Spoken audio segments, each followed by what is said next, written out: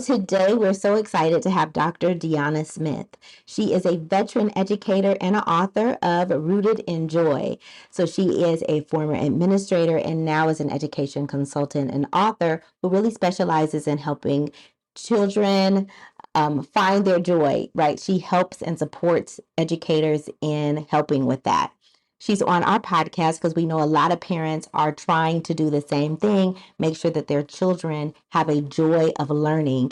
And so you don't want to miss this episode because she's going to give us some insight and resources to make sure that we can make that happen. We have this podcast to help parents and caregivers with having the resources, strategies, and tools needed to make sure that their children are on track for learning and to stay on track for success. So here she is, Dr. Deonna Smith. Hi, thank you so much for having me. I'm doing wonderfully. How are you? Doing great, starting off the school year. So what we really like to talk to our guest about is what is something that really made you fall in love with learning? Because we're going to talk about the joy of learning. So what was it for you as a youngster? Oh, wow. I love that question. So I would say I really fell in love with learning because of the type of school that I went to. I actually went to a Montessori school. And so my teachers were, trained in the Montessori method, which if you're not familiar with Montessori, it's very inquiry led. It's a lot of practice and letting kids do things at their own pace. And I had a great experience. That was elementary school. I did K through 6 in that environment. And so I had a great experience learning and just kind of what I thought was like playing all day, but it was Yes.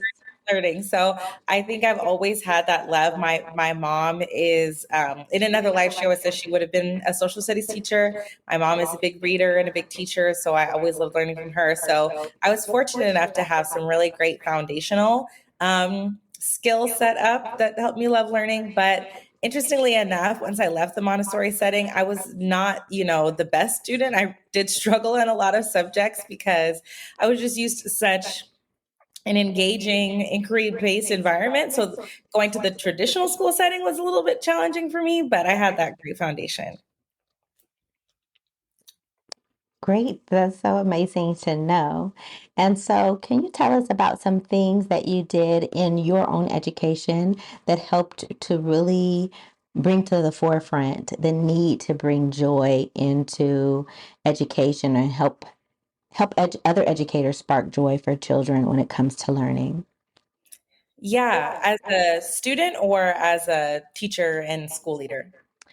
All of the above. All of the above. Yes, let us know. Right. Well, like I mentioned, as a student, I had a very inquiry based, joyful education experience. I did not have teachers that were super culturally responsive. I was the only person of color at my school. So I had a lot of challenges with that.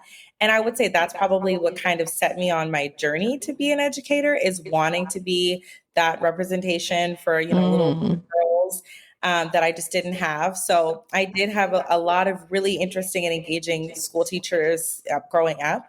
And then I would say what I realized the most as a teacher and even just as a student is I firsthand experienced the shift that happens so much with our kids, mm. where they go from being like excited and excitable and enthusiastic to by middle school, they hate school. They don't want to be there. They don't like anything. And I think some of that is, of course, just growing up in hormones. But I was really struck because I had the ability to teach kinder and middle school. So I've seen Yes. kind of both sides of what kids can look like and just seeing how different kindergarten kids are than middle school kids and their enthusiasm and their love for learning. It made me really start to think about, okay, what can we do as the adults to maintain that joy and cultivate Yeah. that love because kids naturally have that. They're naturally so excitable and curious. And it's just up to us to make sure that we don't snuff out that spark.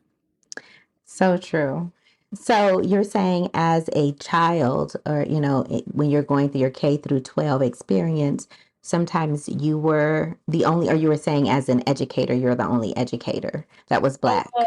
Yeah, I mean, I guess a little bit both, but mostly when I was a kid. I'm from Washington State, so I'm not from a very diverse area. I live in California now, but Yes. yeah, I was the only person of color for a long time. I mean, pretty much my whole elementary school experience. And so it was very challenging in that respect. And then as a teacher, I've been fortunate enough to be in more diverse spaces, but Yeah. still across the board, I think when you get to work with the older kids or, even kids that are past, it seems like almost just pre-K is where you're allowed to play and have fun. But, they want to get down to business so fast. It's like when you work with Yes. kindergartners, they're already like, okay, it's time to, standardize tests and get in line. And so I Yeah. think I saw a lot of that and thought, that's probably not the best way for us to maintain the spark and the joy for our kids. Yeah, I definitely can relate. I grew up in Alaska, so I know that the Yeah. diversity was there wasn't that much, right? So Right. that also actually puts you kind of puts that on your radar. And then as an educator, you saw the need for it as well. So what are some things that you do to help spark the joy um, for students? And then what are those culturally relevant types of activities or practices that you have that would help nurture children? Yeah, that's a great question. I would say one mindset that I like to highlight when I'm working with both caregivers and instructors or teachers is just kind of letting go of this always focused on preparing mindset. And Mm, what I mean by that is I meet a lot of people who are worried about preparation. Like, I want to make sure that they're ready for third grade. I want to make sure that they're ready for middle school, ready for high school, ready for college, ready for the adult world. And yes. I think that that is a very important and noble goal to want our kids to be prepared to meet the challenges of our world. But what I also know is true is that preparedness still has to be developmentally appropriate. And there's a great thought leader, Sir Kenneth Robinson. He always jokes about how, like, college does not begin in kindergarten, even though I think we sometimes get to thinking about that, like, oh, we have to get ready, and if they don't learn how to do this now, they'll never do it. But we still have to be developmentally appropriate. And so I would say for anyone listening who's thinking about bringing that joy in, it would start with recognizing that we want to prepare our kids, but we also don't want to lose the childlike joy and wonder and everything that comes along with each developmental stage. And so you want to prepare, but in a developmentally Mhm. appropriate way. That doesn't mean that your kindergartner has to get ready for having homework in college. That doesn't mean that, your third grader needs to be prepared for the SATs. Like, it's not, that's not the best way to prepare our kids. So I would say that is just a really important mindset shift that I hope to see more folks making. And I think that Yeah. goes along with cultural responsiveness too, because sometimes we think to be culturally responsive, we kind of get really stuck on these buzzwords like rigor and all of these other words that we throw around a lot, and gap closing kind of rhetoric. And I think that that is true, that there are clearly discrepancies between our Black and Brown students and their white counterparts as far as their, academic growth. And that's important to address. But that doesn't mean that we need to make school something that we take all of the joy and inquiry and just kind of turn it into this sit and get kill and drill remote or rote memorization setting. So I would say that's something that I would really encourage people to be mindful of. So I want to highlight something that you were saying about the really drilling kill. So what are some of those practices that you see that parents might be doing, teachers might be doing that is really squashing the love for learning for kids? Yeah. I think one thing that I see a lot of is more is more, which means that if a student is struggling with a concept or a skill, I mean, let's just say, I don't know, it's division of fractions with unlike denominators. Okay. There is definitely something to be said for at bats, especially in math. Kids need lots of opportunities to fail forward and get feedback. But I think that feedback piece is what we miss a lot. So Hmm. giving a student just more and more problems, or having them spend more and more time on iReady, or having them, just do longer hours is not necessarily going to always translate to them understanding the skill. And so if I don't really deeply have a deep understanding of division of fractions with unlike denominators, 30, 40, 50 problems is not going to change it if I'm not getting a reteach, if I'm not getting it to explain to me or broken down in a different way, if I'm not getting other examples. And so Okay. sometimes what I see families do is the teacher will be like, oh, well, they're really struggling with X, Y, and Z. And then the family thinks, okay, great, I'm going to help and I'm going to send them to a tutoring service. I don't want to call anybody out, because I don't think Yes. they're all bad, but, send them to like one of those after school tutoring services or put them on this program. And sometimes that might work if it's an exposure issue and a practice issue, but sometimes it might Right. not. So, and I Mm-hmm. think that if kids don't get feedback and learn about like what mistakes they're making and get more investment, it ends up to them being really burnt out and frustrated by it. So Yeah. I tend to advise families against like, well, if you're not getting this grade, we're going to do 3 hours of Khan Academy every Saturday. Like Yes. I tend Yes. to advise them against that because that doesn't always translate. And then I think sometimes I might have a little bit of a controversial opinion on this, but I think our kids are very over technology. And so Mm-hmm. sometimes too, I think we want to have like learn all these different learning programs, but be mindful if you're at home or vice versa. Your student is probably already having, I mean, I've seen teachers that do up to 2 hours of a learning program during the school day. So more at home Okay. isn't always. So I would say instead of doing that, if you're really worried about your student, think about how you can do something that is inquiry based. If your kid's having problems with fractions, bake something and double the recipe instead of just doing, kill and drill. And if your kid is having problems Mm. with like analogies, watch a movie, read the same book together, and then talk about the similarities and differences over the cookies that you baked using the fractions, right? Like Okay. about different, think about different ways because for a lot of our kids, it almost comes down to a morale issue. And so that's where you Yes. can be a great agent of change as a parent because you can get that morale going, get them excited again, get them feeling good about learning again. And that is to me where I see more breakthroughs than just doing more is more. Yeah, I really want to highlight that because sometimes we don't know what we don't know. And I know that the kid doesn't have the concept, so they may actually need to take a step back in a prerequisite skill. And sometimes they're just like, okay, we're going to do more of the same. And again, we have to figure out what the problem is. Is it that they don't have the concept or they haven't practiced it enough? If they haven't practiced it enough, you can give them more practice. But like you said, it doesn't have to be 50 problems of practice. It could, and it doesn't have to be like to sit down, paper, pencil either, or on the computer, which we have a lot of computer programs, which also kids get really burned out with technology for sure. So those are really important things that we need to think about when we're thinking about keeping that love of learning going. Of course, we're the Falling for Learning podcast, and it's all about, helping kids fall in love with learning. So I know that when I was growing up, sometimes the tendency was, be really serious and really authoritative about, sit down and get that learning, and of course, has an opposite effect where you really hate it. It's a punishment. And we want to think about ways that we can bring joy and love into it. Can you tell us a little bit more about like the culturally responsive practices that we could do, even as parents, when we're working with our kids at home? Yes. So let us Yeah, know of about course. that. I would love to. I think one thing that, and I've been talking about this a lot lately because it's been on my mind, is just exposure, exposing your kids to other cultures so that they have a very rich frame of reference when it comes to understanding and interacting with people that are different from themselves. If you go on social Okay. media, there's a huge thing about like, people don't have empathy, we're afraid of difference, a lot of all Mm, the isms and the phobias, right? I yes. think that a lot of that families can head that off just by exposing your kids to things early. So, for example, with my stepkids here, I know that they do stuff at school for the culture months, but we also do something at home for the culture months.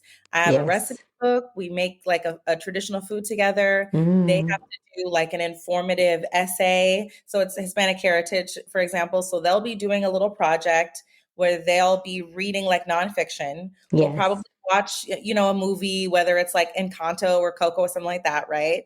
We'll probably make some food and then go somewhere in the community. This is a huge thing you could do. Okay. Take your Yeah. kids on a Saturday, go to a street festival for whatever culture it is, or if you're, go to little, Chinatown, if you have one in your city, go get some food out, like have kids experience different things, different cultures, and Yeah. learning and seeing you, because kids, they're going to do what you do more than what you say. So seeing Yes. you have an appreciation and a love of other cultures and different things is so Mm-hmm. powerful. So there's so many things that you can do as a caregiver at home. And then for our teachers, of course, it's exactly the same thing. And I think for a lot of teachers, it feels like just another thing to do, kind of, okay, we're going to check Yes. this off. Like, okay, we did our read aloud, now moving on. But what I encourage for teachers to do is make these celebrations that are what I call more than a month, and thinking about like, subject by subject, if you're a multiple subject teacher, or like class by class if you're a single subject teacher, how you can really like dig into the deep work. So we're not just learning about like Mexican American culture. We're learning about Cesar Chavez and Dolores Huerta. We're learning about like indigenous farming practices from Bolivia Mm-hmm. and science. We're Yes. learning about mathematicians or scientists or astronauts that are Latino or Latine, just figuring out different ways to incorporate it into every subject and really letting it be a labor of love and bringing that joy into it. I mean, I want to see the living museums, the projects, the Yes. postcards, like make it fun, all of those great things. And so that's why I think it goes really well with my other message, just about like inquiry and joy in learning, because that's a great opportunity. And kids love that stuff, whether they're that culture or not. They love that. It's exciting to learn something new about a different culture. So just have fun with it. So many great tips. Okay, we're going to pause for a Okay. little break. All over the United States, 75% of children don't know how to write well. Add that to the fact that so many people out there are trying to silence the voices of those who have been oppressed and trying to prevent them from telling their story. Who's going to tell your story? If your child doesn't know how to write well, I have 2 books to address this issue: The Rewrite Method and The Rewrite Method Workbook, written to make sure that parents know what to do, that educators know what to do to get their children to write better, and just not write better, but love to write. Make sure that your next generation could tell their story and they won't be silenced. Go to fallingforlearning.com today to purchase your set. We're here with Dr. Deonna Smith. We are digging into ways to bring joy to learning and how to have culturally responsive practices. So, one thing that you keep bringing up, which we want to get into more depth about, is the inquiry. How can we promote inquiry? Like, what does that mean for people who may not know? And what are some things that we could do with our children to help them, you know, on this journey of inquiry? Yeah, such a great question. I think that when I think of inquiry led education, I think about educational experiences that start with the learner instead of starting with the teacher or the person who's the knower, right? So I think for a lot of us, if we think about how we experience schooling, you probably came in and sat down and you were like, okay, I'm ready. Like, fill up my brain. Tell me everything I need to know. Right. And I think that even, I don't think that that's ever been a best practice, but even now, with what we know about neuroscience, how the brain works, and our kids' attention spans, it's less and less effective to teach really that starts with explaining a subject with what you the explainer knows about the subject. So when I think about inquiry led, it's letting kids talk first. It's asking them what their ideas are. It's activating the schema or the existing frames of references that they already have about a subject. it's letting their interests kind of lead the way. So having multiple options to get to the same place, taking different paths. Maybe the path that your student wants to take is a research path. Maybe it's more of a project path. Maybe it's they want to read about it and then talk about it and process and read about it some more. So it really just starts with the learner's interest and the learner's disposition and the learner's kind of preferred way of engaging with the work in mind instead of a one size fits all, like sit and get listening approach to learning. That's so important. I mean, I hope people listening are, finding, real value in what you're saying. And please like and subscribe.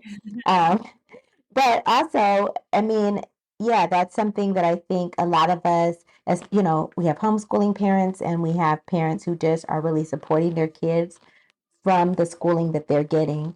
But thinking about inquiry as just multiple ways of engaging with the topic and learning more, rather than me as a teacher or a parent just telling you, well, let me tell you about whatever that is, right? Instead, you're reading about it, you're going to experience something about it, interact with that actual content or whatever those objects or artifacts or whatever it is. So, taking it outside of the classroom or beyond the classroom is another way of thinking about it. And really finding the information yourself besides someone just giving it to you. Yeah. Yes. Yeah, and I think a lot of it is about questioning too. So, especially if you are able to have a one-on-one conversation, ask, what do you think about that? What does that remind you of? Like, okay, have you seen or experienced anything similar? Or like, have you seen a movie or a TV show where that's happened? Or like, can you think of a character that's also experienced that? Or when you think about that, what else comes to mind? Or tell me more about that. Or, okay, well, before I tell you what I think, what do you think? Like, let's talk about it together, Mm, right? yeah. Questioning, letting, getting kids to talk, like getting them more involved in the discourse is so important for inquiry-based education. So another element of inquiry is making sure that we're opening that for kids to ask questions rather than us coming up with the topics and just telling them about the topic, having them ask questions about a topic and then having them find out information about it after they have explored their curiosity or their ideas. And of course, if you're able to explore, that is something that makes you more interested in something, more joyful about something, more proud of what you found out about something, rather than I'm the one who told you, as the keeper of the knowledge. Mhm. Yes, absolutely. So you've given us so many tips and information. Where can we get some strategies or resources for this? Do you have like Oh, a book or something? No. yes, I was hoping you would ask. I do. So I'm so passionate about this work. I wrote a book all about it. It's called Rooted in Joy. And it's all about really approaching education from a lens that is rooted in joy, equity, care. It's just a different way of engaging, I think, with like school and schooling and our students, because I also feel very strongly that there is, an element of care and just humanizing our little people that we're around that definitely needs to shine through more in education. So you can pick it up at Barnes and Noble. You can pick it up at Amazon. It's also available at Target, which is pretty cool. And then if you'd like to support a Black-owned bookstore, it's at Mahogany Books, and they ship nationwide. So Can that you is the hold it up a little bit higher? Because I think we oh just yes, saw yes. part Here of we it. go. Yes, hold it up There nice we and go. high. Rooted in joy. Yes, and I do have my copy and I've read it, and definitely lots of strategies, lots of, really treasured kind of valuable activities that you could use, tomorrow, so that you can make sure that you are incorporating culturally relevant and joyful practices for students. Because that's really the key, right? If we could make them sit down and do it, but eventually, when they get older or whatever, they're going to resist it. But if we could figure out how to get them to love it, make them feel good about it and joyful about it, then we'll have lifelong learners, right? Yeah. Exactly. And I would also love to connect with you on Instagram. So if you follow me, it's just at Deonna Smith. And yep, that's also my website, just deonnasmithconsulting.com. So if you'd like to see more, a little bit about the work that I do, I'd love to connect with you there.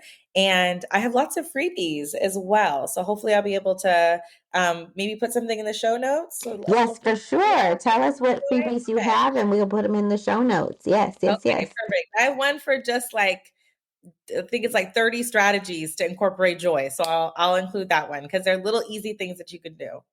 We love that. Okay. So I also know, because I follow you on social media, that you have different presentations or like book signings, or what events do you have coming up that maybe we could, you know, come to or visit? Yeah, I'd love to see you all at one of my events or workshops. I do workshops pretty regularly virtually. I just wrapped up my back to school workshop. You can still get the recording actually, but I do that pretty frequently, just because I love connecting with people. And then I do offer workshops directly with schools and districts who want to do this work, and I do some teacher coaching as well. So if that's something that you're interested in, definitely make sure you check out my website or just send me a DM on Instagram.